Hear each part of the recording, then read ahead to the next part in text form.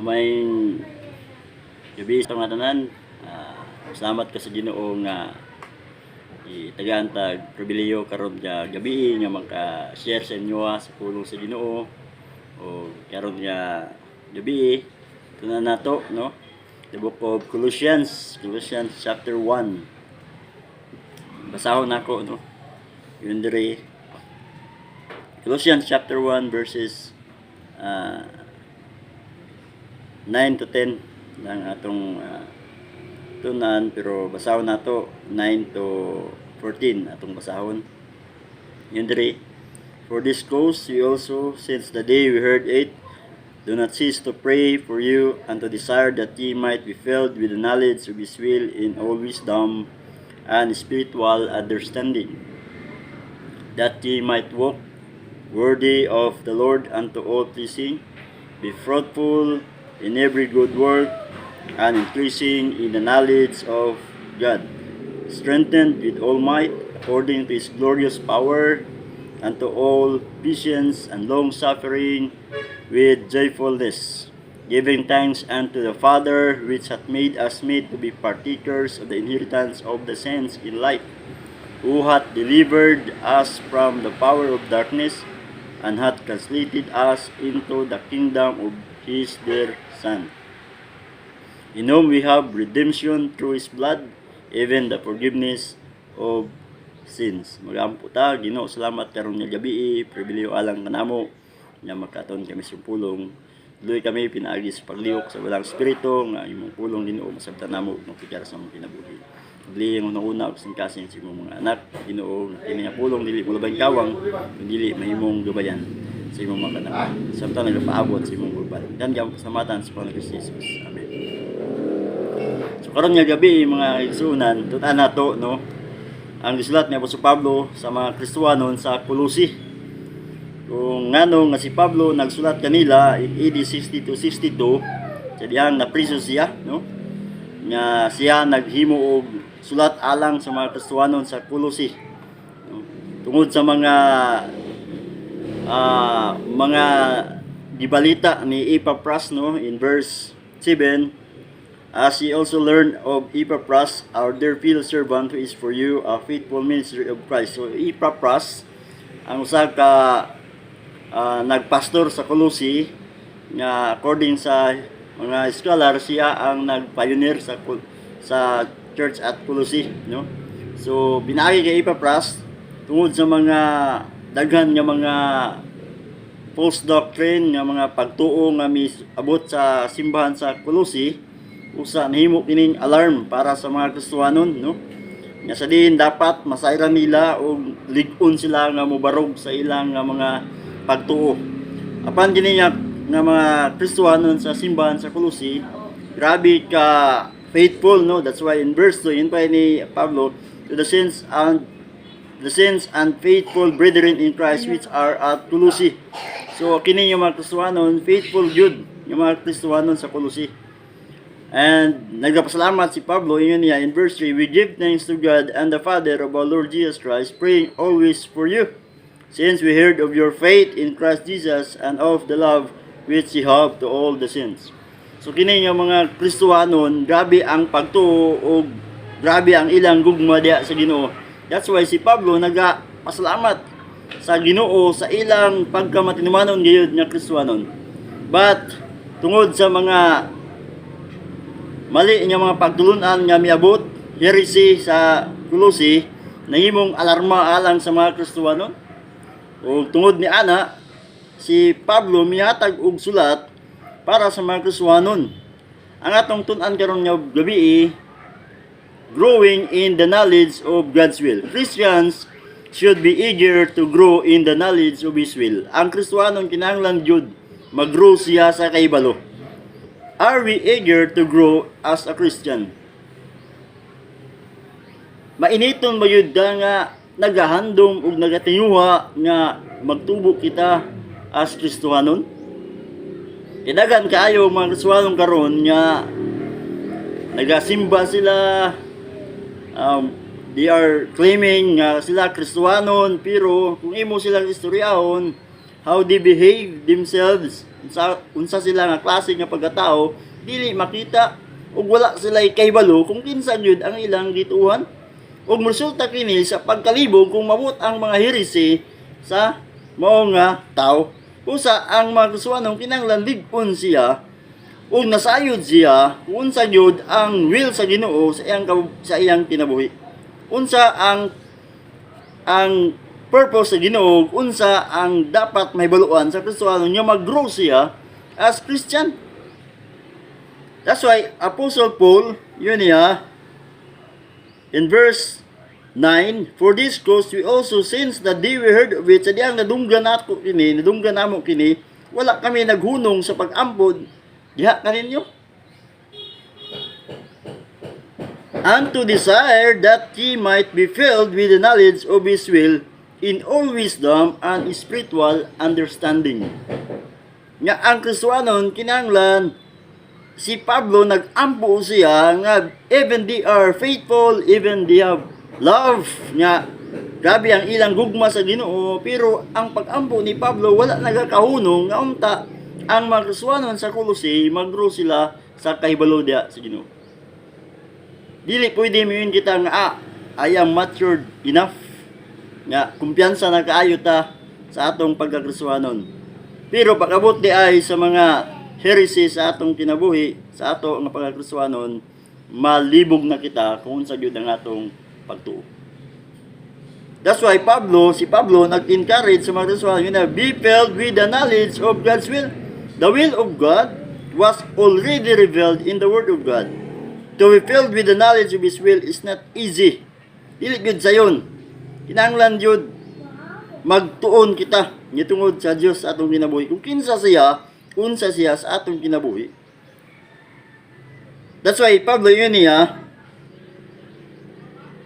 in verse 9, and to desire that ye might be filled with the knowledge of His will in all wisdom.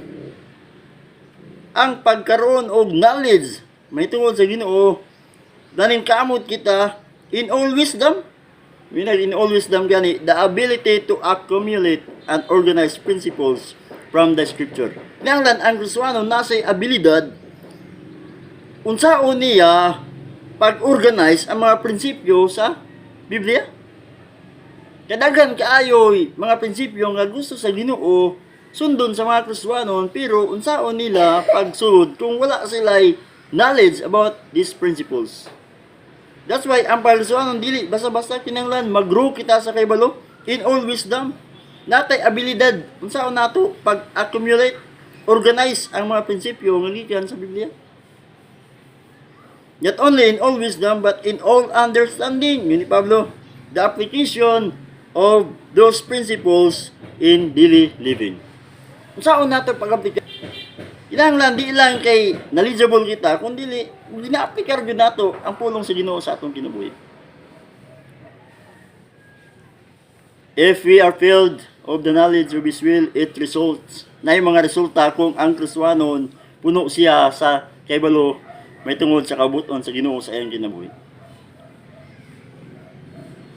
Una, there are three manifestations nga mailan kung ang usa ka Kristiyanon puno siya sa ginatawag knowledge sa will sa Ginoo sa iyang kinabuhi.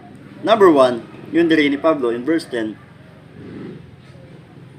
That ye might walk worthy of the Lord unto all pleasing, being fruitful in every good work and increasing in the knowledge of God.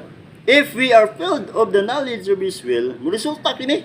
Una, living worthiness to the Lord. Ang pagkapuno sa kahibalo, sa kabubuton sa Ginoo sa aton kinabuhi, mo resulta kini og pagkinabuhi nga angayan diha sa Ginoo. Worthiness, to live a way that is consistent with our identification with the Lord. Ang pagkinabuhi nga puno sa kahibalo sa kabubuton sa Ginoo mo resulta kini og pagkinabuhi nga angayan diha sa Ginoo. that ye might walk worthy. Dili ang Kristiyanon makakinabuhi siya nga angayan kung dili siya knowledgeable about sa will sa Ginoo sa iyang kinabuhi. Kaya kung wala tay saktong kay balo may tungod sa Ginoo, dili kita mahimong angayan sa pagkinabuhi kay wa tay kay balo. Resulta kini og mali nga pagkinabuhi. Ang word diri nga worthiness angayan ikatandi. Ang Kristiyanon gitawag siya disciple of Christ, follower of Christ. But pasabot makita sa iyang kinabuhi, sa imong kinabuhi, kung unsa si Kristo nagkinabuhi nining kalibutan. Consistent kita with our identification nga mailang jud. Na kini siya nga tao follower jud ni Kristo Jesus. Makita sa iyang kinabuhi nga si Kristo Jesus buhi jud siya. Pero kung wala kita ikahibalo sa kabuton sa Ginoo sa atong kinabuhi, unsaon nato pag kinabuhi nga angayan? Dili jud, that's why daghan kaayo yung mga Kristiyanon nga dili jud makita sa iyang kinabuhi, wala siya kalahian, dili ma-identify kung Kristiyanon man siya o dili. The way siya nga nagbehave sa iyang kaugalingon, the way siya muak, dili makita o dili ma-appreciate nga naay Kristo sa iyang kinabuhi. Tungod kay wala siya kahibalo unsaon niya pag kinabuhi nga mahimong susama kang Kristo Jesus. If we are filled with the knowledge of His will, muresulta kini sa tama nga pagkinabuhi nga angayan ikatandi kang Kristo Jesus. Kaya naman disciple man ta, follower man ta, may nag-follower gani sumusunod kung unsa ang gihimo ni Kristo Jesus, unsa si Kristo Jesus nga pagkatao, mausab kita nga mga Kristiyanon. Angayan ka, mutapad sa iya, kumbaga, angayan ta nga ikatandi sa iya ha. Gitawag kita Christian, Kristiyanon, makita si Kristo Jesus. Pero unsaon pagpakita nga makita si Kristo Jesus sa atong kinabuhi kung dili ta knowledgeable, kung kulang atong kaybalo sa kabuton sa Ginoo sa atong kinabuhi. Wa tay saktong pag-ila kang Kristo Jesus. Wa tay saktong pag-ila sa Ginoo sa atong kinabuhi. Kulang ang atong kaibalo sa pag-ila kung kinsa siya sa atong kinabuhi. So dili mo resulta kini sa pagkinabuhi nga angayan diha kang Kristo Jesus. Ikaduha, yun dire. Not only living worthiness to the Lord, if we are filled of the knowledge of His will, resulta kini living worthiness to the Lord. Ikadua, living a life pleasing to the Lord. To live a life that is, the priority is to please God. Kung dili kita puno sa kaibalo, sa kabuton, sa Ginoo sa atong kinabuhi, dili nato ma-please ang Ginoo sa atong kinabuhi. Kabalo mo ang mga Kristiyanon sa Colossae, i-appreciate yun ni Pablo. You know, we give thanks to God and the Father of our Lord Jesus Christ, praying always for you. In verse 4, since we heard of your faith in Christ Jesus and of the love which you have to all the saints. Grabe ang inyong gugma para sa mga Kristiyanon, para sa pag-alagad. Grabe ang inyong pagtuo sa Ginoo. Nabaniog mo na dunggan din ako, nabalo ko tungod kay Epapras, di pa ibalo niya. Kung sa kamo ka, growing nga Kristiyanon. Pero ang akong pagampo, but pasabot, wala lang nagakahunong ang pag-grow sa kaibalo diya sa Ginoo. Kundi kinahanglan ang Kristiyanon everyday naga-grow gyud siya sa iyang pag-alaga diya sa Ginoo. Pero unsaon pag-grow if we are not filled with the knowledge of His will? Living a life pleasing to the Lord. To live a life that is to please God. Di lang kaya ngayon na ikatandi sa Ginoo, kundi ma-please yun nato ang Ginoo sa atong kinabuhi. Malipay yun siya. Sayod kita that ang atong purpose nining kinabuhi is to glorify God. Di nato siya mag-glorify sa atong kinabuhi, useless ang atong pagkinabuhi. Kabalo mga igsoon, yining kalibutan, kabi ka kusog ba ang pagbira nila sa mga Kristiyanon para dili malipay ang Ginoo sa ilang kinabuhi, sa atong kinabuhi. Grabe ang kaaway, nagalibot, nagapangita Kung asa kita weak, dito kita niya tiraon nga dili malipay ang Ginoo sa atong ginabuhi. That's why si Pablo nag-encourage yun. Even they are faithful to God. Ang ilang love, grabe, nag-increase. Pero yun na si Pablo, nag-ampo gihapon ko. Do not cease to pray for you. Wala ko nagakahunong sa pag-ampo. And to desire that ye might be filled with the knowledge of His will, in all wisdom and spiritual understanding, that ye might walk worthy of the Lord unto all pleasing. Di lang kaangayan, worthy, kundi makapalipay gyud sa Ginoo. Kumusta man ang atong kinabuhi mga igsoon? Nalipay ba gyud nato ang Ginoo? Pila na kita katuig nga nagapaminaw sa pulong sa Ginoo. Pila na kita katuig nga nag-claim nga kita Kristiyanon. Pero ang pangutana, na please ba gyud nato ang Ginoo sa atong kinabuhi?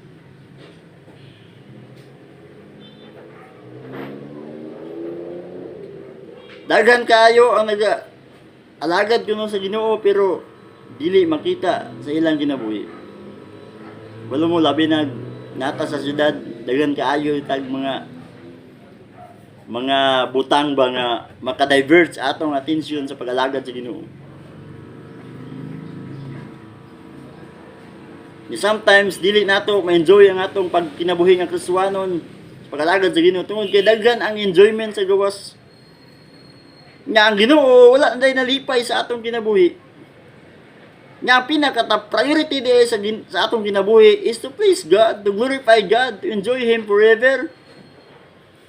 Pero dili nato mabuhat na tungod sa mga butang nining kalibutan nga maoy mo bira sa matag Kristiyanon para dili na sila maka-please sa Ginoo, malipay ang Ginoo sa ilang kinabuhi. The top priority of our life is to glorify God and enjoy Him forever. Pero ang pangutana karon mga kaigsunan nga gabi, kumusta man ang imong pag-alagad? Nagkinabuhi ba ka nga angayan ikatandi kang Kristo Jesus? Angayan tawgon gyud nga follower ni Kristo Jesus? Angayan tawgon nga disipulo ni Kristo Jesus? Angayan tawgon nga sumusunod ni Kristo Jesus? Angayan tawgon nga anak ni Kristo Jesus? Anak sa Ginoo?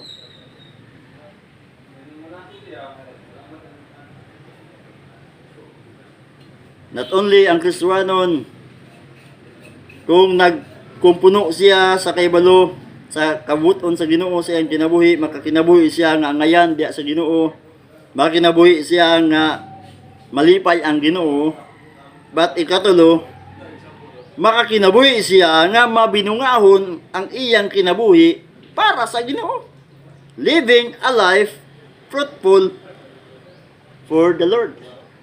Living fruitful life for the Lord. Di lang kay makakinabuhi ang Kristiyanon nga ngayon ikatandi sa Ginoo kang Kristo Jesus o makakinabuhi siya nga iyang kinabuhi malipay ang Ginoo, kundi makakinabuhi siya nga mabinungahon ang iyang kinabuhi para sa Ginoo. Nasa'y bunga. Spiritual fruit is the byproduct of a righteous life. What are these fruit that should a Christian will bear? Unsa man gid ni nga fruit nga bunga dapat ang ayan makita sa Kristiyanon?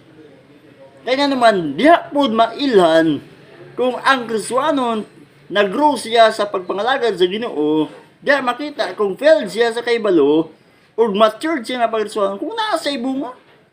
Ang kahoy dili siya mamunga kung dili pa siya matured enough nga mudala siya og bunga. Kasi naay limit kung pila ka tuig siya usa siya mamunga. Naay minimum years. Nga estimated nga mao na tuig mumunga na siya, matured na siya. Ang Kristiyanon sa atong pag-alagad pila kita ka tuig. Kumusta man ang atong bunga? Namunga ba kita? Unsa man nga bunga ang dapat makita sa Kristiyanon? Yun sa 2 Corinthians chapter 5. Basaw na to, 2 Corinthians, no? Chapter 5.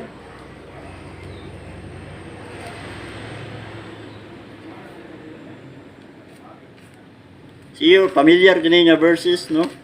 Nya isulat ni Pablo para sa Corinthians chapter 5 verse 17 no, to 20.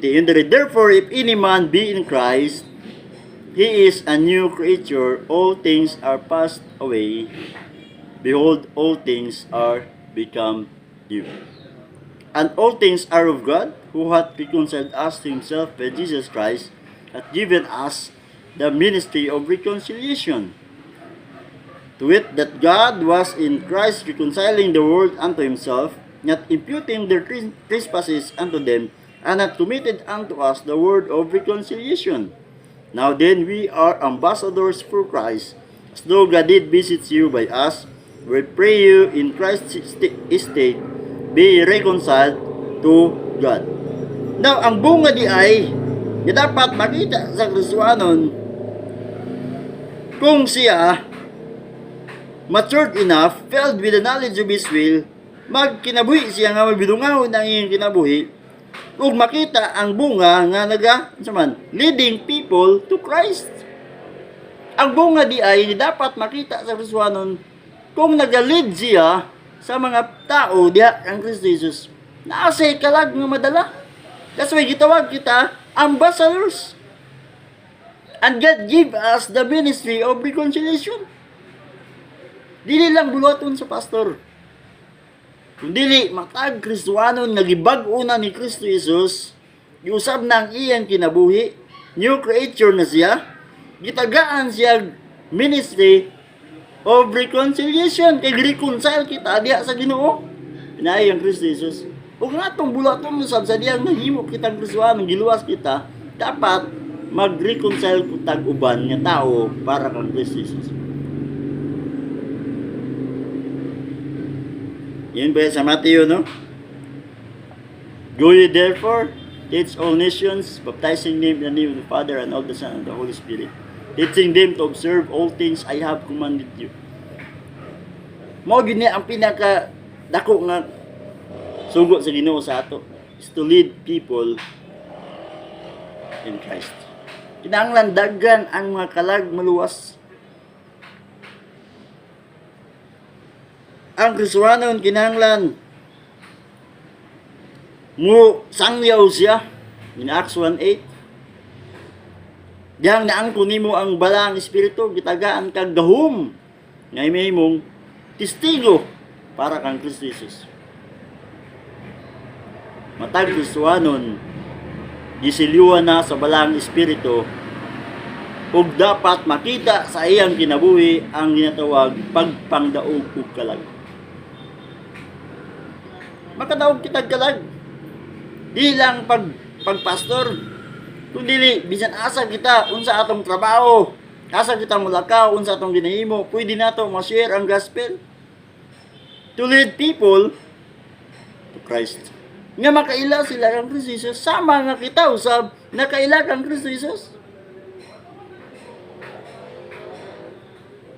Dili pwede mayon ka nga Kristohanon ka pero di ka kabalo mong sangyaw, di ka kabalo mong istorya.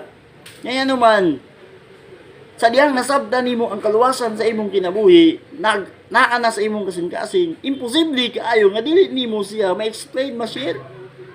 Kinasabtan man nimo. Naman sa imong kasing-kasing. And the Holy Spirit mag-work sa imo para mo-share ka sa pulong sa Ginoo. Malid nimo ang mga tao diha ang Kristo Jesus. Not only ang byproduct, ang bunga sa Kristohanon is to lead people to Christ, but also praising God.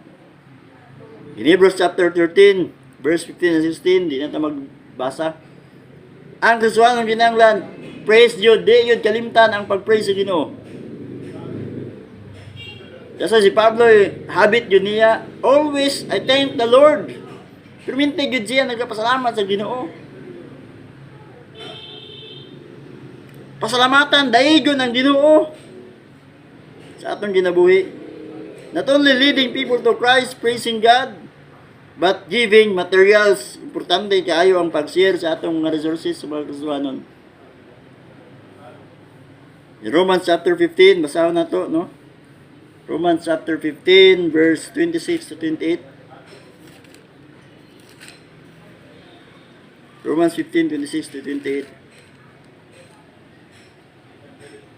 For it hath pleased them of Macedonia and Achaia to make a certain contribution for the portions which are at Jerusalem. It hath pleased them verily, and their debtors they are. For if the Gentiles have been made partakers of their spiritual things, their duty is also to minister unto them in the carnal things. When therefore I have performed this, and have sold to them this fruit, I will come by you into Spain. Sige ni Pablo, grabe ang mga Kristiyanon sa Macedonia, nag-share yun sila sa ilang mga material things para sa mga Kristiyanon sa Jerusalem na nagkalisod. Dili sila dato, dili sila rich. Iyon ni Pablo, mali pa yun sila nga nag-share not only spiritual things but also material things. Ang Kristiyanon kinahanglan mangginatagon siya unsa ang mabutang naghatag sa Ginoo sa iyang kinabuhi. Di lang pwede nga mo share kita sa mga spiritual things, but dalo kita also sa mga material things. God blesses us in all spiritual and also in material things. Kabalo pud na mo hatag, kabalo pud ta mo hatag sa mga Kristiyanon nga nagkalisod. Nga makita sa Kristiyanon, nga maka-please maayo sa Ginoo.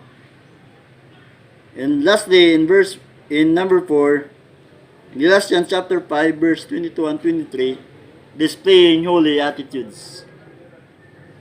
Nga ang Kristiyanon kinahanglan makita sa iya ang mga bunga sa gitawag espiritu.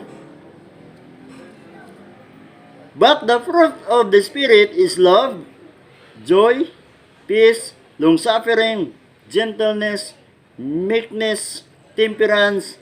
Against such there is no law. Sabi no? Ang mga holy attitudes, love, joy, peace, long-suffering, gentleness, goodness, faith, meekness, temperance. Against such there is no law. Holy attitudes. Dapat makita sa mga Kristiyanon kung naa na gyud ang balang espiritu sa atong kinabuhi. We are sealed by the Holy Spirit. Kani nga mga attitudes makita sa Kristiyanon, bunga kini. The fruit, it is a fruit of the Spirit. Bunga kini.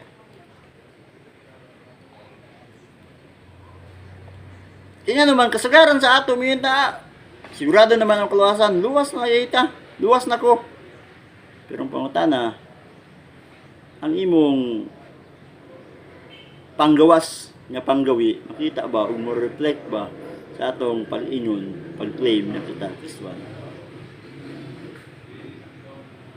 Sa yun lang kaayo litugon ang pagka-Kristiyanon, sa yun lang kaayo mag-claim. Pero ang pangutana, tinuod ba gyud? Makita ba gyud ang bunga sa imong kinabuhi nga makainyon gyud kita, nga kita tinuod nga Kristiyan. Kaya ang pagtuo pwede huna-huna lang na, wala sa kasing-kasing. Ang ipangita sa Ginoo, genuine faith. Tinuod yun yung pagtuo. Nga dunay resulta sa atong kinabuhi. Nga dunay bunga ang Kristiyanon. Nga kung ang Kristiyanon filled with the knowledge of God's will, magkinabuhi siya nga angayan sa Ginoo, magkinabuhi siya nga ma-please ang Ginoo sa iyang kinabuhi, o magkinabuhi siya nga mabinungahon ang iyang kinabuhi. Mga igsoon, kumusta man ang atong kinabuhi? Mabinungahon ba ang atong kinabuhi? Nalipay ba ang Ginoo sa atong kinabuhi? Ang ngayan ba kita ikatandi diya ang Kristo Jesus?